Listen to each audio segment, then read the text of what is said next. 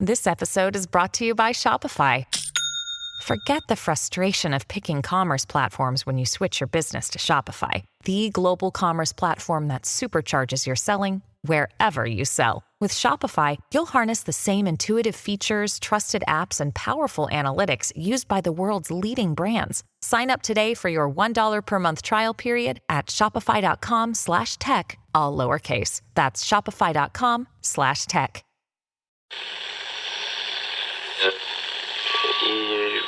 Empire.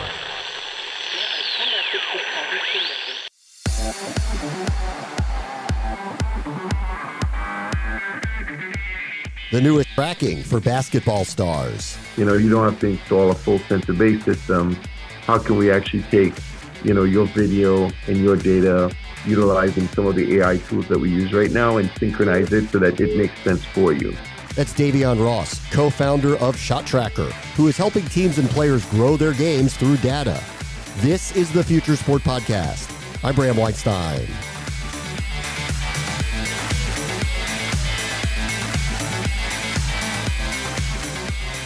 We started following tracking technology years ago on this show, and Davyeon Ross was a former guest. After the end of the most recent college basketball season, we decided to check in with Davyeon to see how the technology and the partnerships have progressed.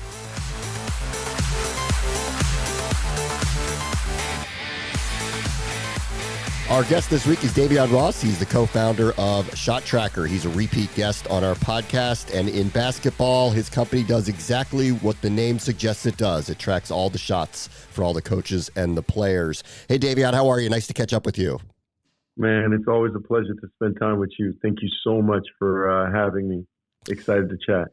So it's been a while since we had you on. So why don't we just start with, just give us the background of ShotTracker, what it does, and then we'll go through how it's grown over the last few years. Yeah, so ShotTracker is a sensor-based technology that tracks statistics and analytics. We're in the midst of, that process of I wouldn't say reinventing ourselves, because we're still doing the same things that we're doing. We're just trying to do it a little bit differently. We're trying to add additional products for our audiences, which at this point in time is coaches. We've got other audiences that we work with, but in ShotTracker, we're leveraging a lot of sensor data, a lot of cloud compute, a ton of AI to do some really interesting things. And the thing that we really focus on is really, you can't improve what you don't measure. So how can we provide our coaches, players, and teams with the data to help them make the right decisions? Surprisingly, it started off as shots. Now we do so much more than shots in regards to from paint touches to advanced analytics to number of passes in a possession, where you get your shots, etc. So it's been a fun ride, and definitely an evolution over the last several years. So what do coaches want to know when they talk to you about the product and the information that you're going to give to them? What do they want to learn about their teams and their players? Absolutely. I mean, look, basketball is a game where, you got to score to win. So a lot of the times when we talk to coaches, they want to understand, one, who are the right shooters to put them in the right spots, and how are we getting those shots? People may think it's simple, but, when you actually get the ball into the paint, most people play help defense. So it means that somebody's getting open shots. And are they responding in a catch and shoot type of environment where their defender actually helps, and whoever gets that ball to the paint can kick, and that's an open shot? And what happens when somebody runs them off the line, meaning it's not a catch and shoot anymore? Are they shooting a similar type of high percentage, by taking a one or two dribbles or taking it to the basket? They want to understand, which five is really clicking. So if you think about the scenario analysis, hey, I'm down by 3, who are the folks that, they may not show up in the box score, but who are the folks when they're in the court, we have our highest percentage of shooting? A lot of times they want to know what's going on in the off season. From our perspective, we do quite a bit of practice development and player development, that happens, in the summer in the practice, from the perspective where kids are going in there, they're getting shots up, they're understanding their makes, their misses, their locations, etc. And there's meeting goals. There's some teams who do like a workout of a day and they gamify it. So what I mean by that is, hey, this is our workout of the day. You come in with ShotTracker. ShotTracker keeps stats, and we put, on the leaderboard, so you know where you stand amongst the team. And then another cool thing that we do that I think has really resonated well this year was we have these ranking reports because we've got, call it, 50, 55 plus teams that are utilizing this system. We let you know how you're doing on a weekly basis compared to the ShotTracker universe. So, hey, this is where I am from a shots attempted perspective, shots made.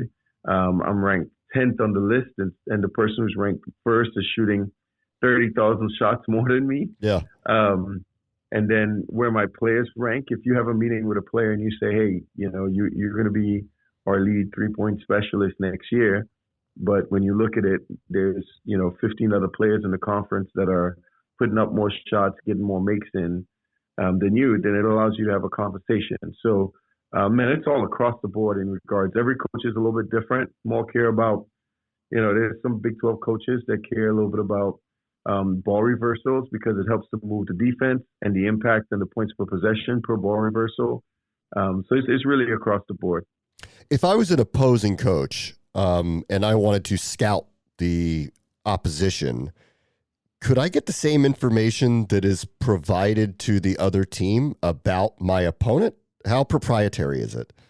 Well, so it really depends on the different conferences and who we work with, right? There's some conferences who have one methodology that everybody should have access to everything.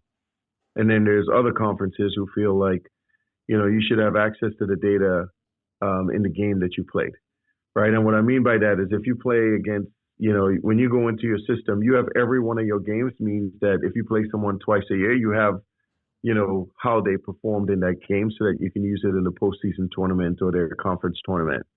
But it really, really just depends on how people decide to use it.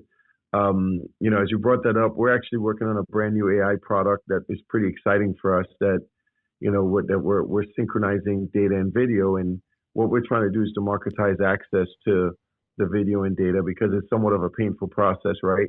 And thinking about how do you actually utilize AI to use natural language, queries or just how we speak on a traditional layman terms and ask the right questions to get back the data that could help that scouting process that you talk about. Yeah. For you all, I mean, the initial working with you all was the edge that you could provide to these teams. If it becomes more open source, where's the edge, right? Yeah, so I think that's a fair question. I think that from our perspective, what we've seen historically across the board is that, and that's not just about sports and basketball, right? That's in general. We want to provide people the information so that they can do what they can. One of the things, I think you still get that edge because the fact of the matter is that we never, and when I say never, we never share any practice data. Never. I mean, even when we send our ranking reports, we may let you know that you're number 5, but you don't see and what percentile you're in, but you don't see who's 1, 2, 3, and 4. And you don't see who's 6, 7, 8, 9 to, whatever the number is.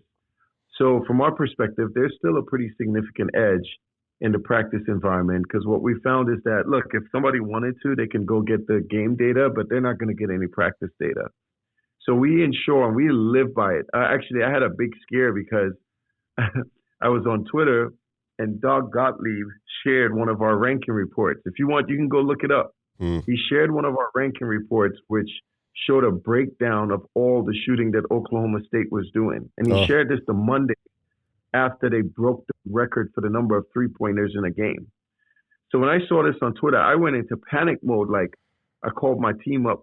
Who shared this? Because we never publicize or share any ranking report data because we believe that's for the team and for the team alone. We'll help them understand where they stand, but we're not going to share that information. It happened that the coaches actually shared it with him and he got their permission to post it. But that's how serious we are about keeping the information around practice and the individual workouts for the team as private as possible. What's in game is in the public domain, right? Yeah. You can, if you wanted to, you can put people, look at the game, go through all the stuff. And I will tell you, in the game, you get 12 shots. In practice, a kid is putting up 500 shots. So, when N is larger, it makes it a ton more sense than you could do some really true analysis. Future Sport is a presentation of Empire Media, a B2B and B2C podcast and digital company dedicated to making your business or brand be heard. Internal or external content creation that will have a lasting impact on your strategy, consulting, creation, and production, all to help you effectively communicate your message in any marketplace. Learn more at empiremedia.com, AMPIRE media.com.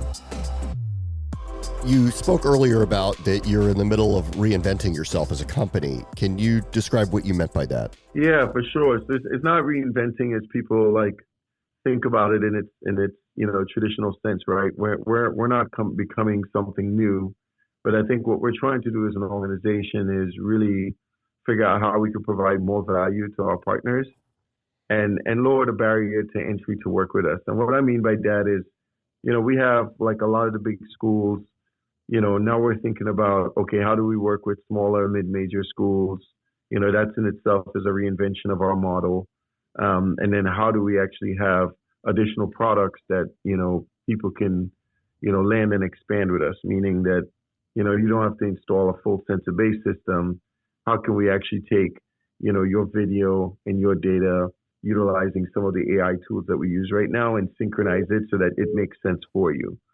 So, it's reinvention is probably a too strong a word, but it's, we are who we are, but it's how do we provide more to our partners and how do we leverage technology to really supply additional, features and products to our partners and give others the opportunity to work with us who historically maybe haven't because they couldn't install a system in their arena or facility for cost, etc.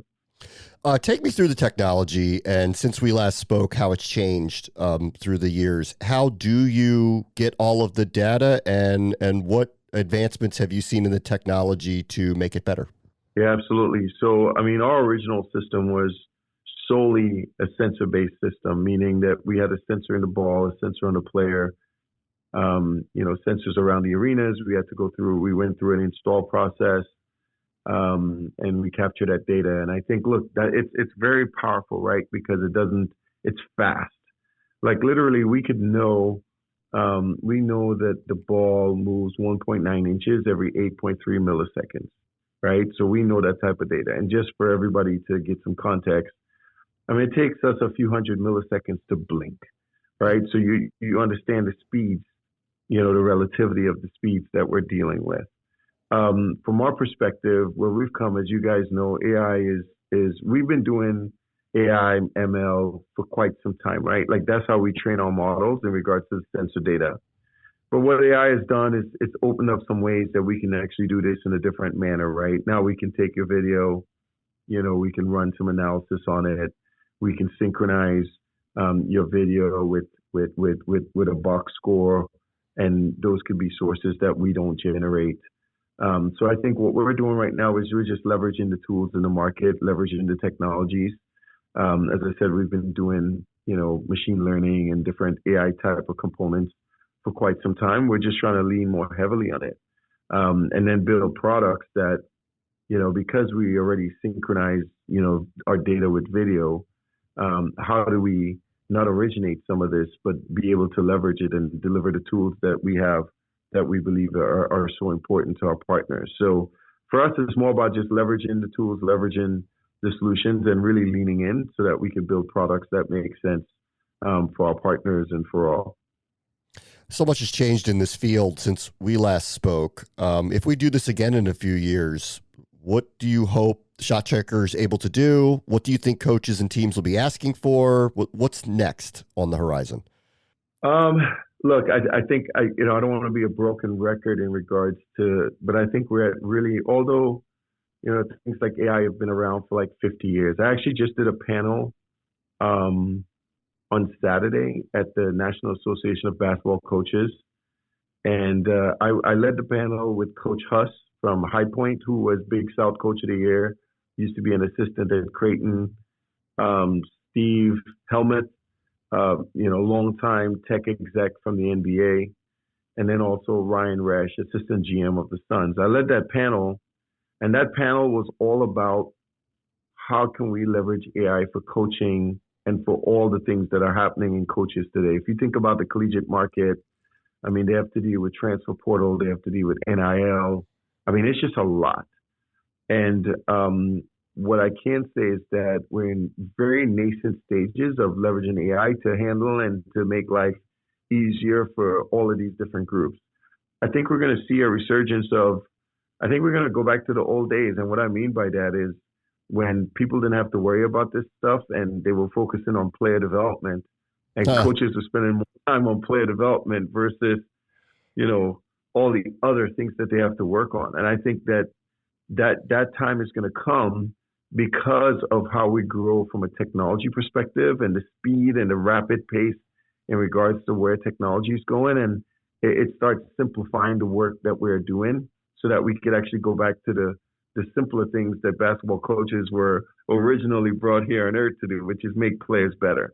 And that's my hope, right? That the technology comes full circles and allows us to do the things that are more human, you know, versus us having to do some of the remedial but tedious tasks that a lot of the coaches have to do today. All right, last thing, and maybe you have an answer to this, and you probably don't, because if you did, someone would have implemented it by now. How do you stop UConn? Because no one seems to be able to do it. Man, I don't know. I guess if you're playing 10 on 5, let the team bring out the whole bench because, man, it's incredible what they've been able to do over the last 2 years, right? What is that, 14 wins? You know, by it's 12 or 14 wins by like a margin of victory. I think it's arguable in modern basketball. It's the most dominant run by any program. I don't think I've ever seen anything like this. Yeah, not back to back like that. Cause, you know, and the thing about it is that there's this, the playing field is being leveled, right? Because the kids are so talented. I mean, if you look at the schools like the run that NC State had, you know, there's this level playing field, right? It's not just the blue bloods, right? I mean, you could consider UConn somewhat of a blue bloods, but there was no Kansas, which surprisingly, there was no Kentucky, there was no Duke in the Final Four. But yeah, man, it's incredible what coach and the rest of the crew at UConn has been able to do. And I don't know. I think we're also seeing this whole turnaround of, you know, getting just a freshman just because the transfer portal is there. It's like free agency every year. So I think we're going to see a lot of different groups catching up to the Blue Bloods who were able to have the incredible teams before, you know, and just get better talent. So it's a new time, man. Definitely a new time. It is. Davyeon Ross is the co-founder of ShotTracker. Thanks so much for joining us. All right, my pleasure, Graham. On the next Future Sport podcast, data-driven rankings for the purpose of odds making. You can draw parallels to that journey with some of the more successful clubs who have adopted data over these last kind of 10, 15 years. So you look at the journey of Brighton, journey of Brentford. Those models, those insights, the data that those clubs are now using to achieve a competitive edge across their leagues. That's Mike Adams, co-founder of Keras, who is implementing fast-learning algorithms to rank sides in all corners of the sporting globe. That will do it for this episode. As always, the future is now. This is the Future Sport Podcast. I'm Bram Weinstein.